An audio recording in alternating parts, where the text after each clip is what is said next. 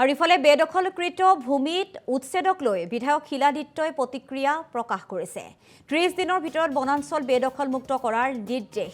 অতি শীঘ্ৰেই অবৈধ বাসগৃহসমূহত চলিব প্ৰশাসনৰ বুলডোজাৰ। আৰু বনাঞ্চল বেদখলমুক্ত কৰাক লৈ উচ্চ ন্যায়ালয়ে ইতিমধ্যে ৰায়দান প্ৰদান কৰিছে। বন বিভাগৰ জাননীক প্ৰত্যাহ্বান জনাইছিল 773 গৰাকী সংখ্যালঘুৰ আবেদন খাৰিজ কৰি উচ্চ ন্যায়ালয়ে ইতিমধ্যে ৰায়দান প্ৰদান কৰিছে। আৰু সেই যি উচ্ছেদ চলোৱা হ'ব, উচ্ছেদক লৈ শিলাদিত্যদেৱে প্ৰতিক্ৰিয়া প্ৰকাশ কৰিছে।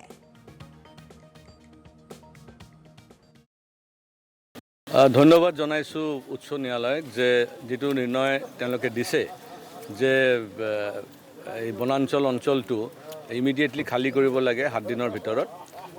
আৰু এইটো ঠিকেই কৈছে, কাৰণ আমাৰ অসমত বিভিন্ন বনাঞ্চল VGR PGR চৰকাৰী মাটি যি প্ৰকাৰে তেওঁলোকে দখল কৰিছে, এই মানে বেদখলকাৰীসকলে মানে যিটো সাহস তেওঁলোকে যোৱা 60 বছৰ 70 বছৰত পাইছিল, সেইখিনিতো এতিয়া আৰু তেওঁলোকে নাপায়।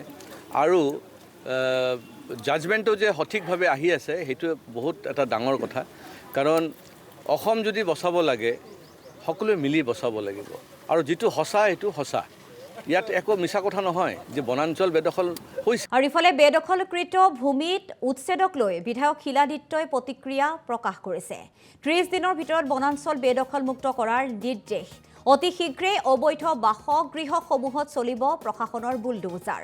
আৰু বনাঞ্চল বেদখলমুক্ত কৰাক লৈ উচ্চ ন্যায়ালয়ে ইতিমধ্যে ৰায়দান প্ৰদান কৰিছে। বন বিভাগৰ জাননীক প্ৰত্যাহ্বান জনাইছিল 773 গৰাকী সংখ্যালঘুৰ আবেদন খাৰিজ কৰি উচ্চ ন্যায়ালয়ে ইতিমধ্যে ৰায়দান প্ৰদান কৰিছে। আৰু সেই যি উচ্ছেদ চলোৱা হ'ব, উচ্ছেদক লৈ শিলাদিত্যদেৱে প্ৰতিক্ৰিয়া প্ৰকাশ কৰিছে।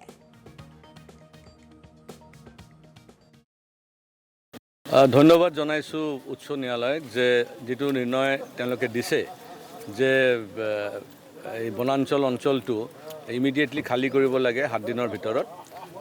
আৰু এইটো ঠিকেই কৈছে, কাৰণ আমাৰ অসমত বিভিন্ন বনাঞ্চল VGR PGR চৰকাৰী মাটি যি প্ৰকাৰে তেওঁলোকে দখল কৰিছে, এই মানে বেদখলকাৰীসকলে মানে যিটো সাহস তেওঁলোকে যোৱা 60 বছৰ 70 বছৰত পাইছিল, সেইখিনিতো এতিয়া আৰু তেওঁলোকে নাপায়। আৰু জাজমেণ্টটো যে সঠিকভাৱে আহি আছে, সেইটো বহুত এটা ডাঙৰ কথা। কাৰণ অসম যদি বচাব লাগে, সকলোৱে মিলি বচাব লাগিব।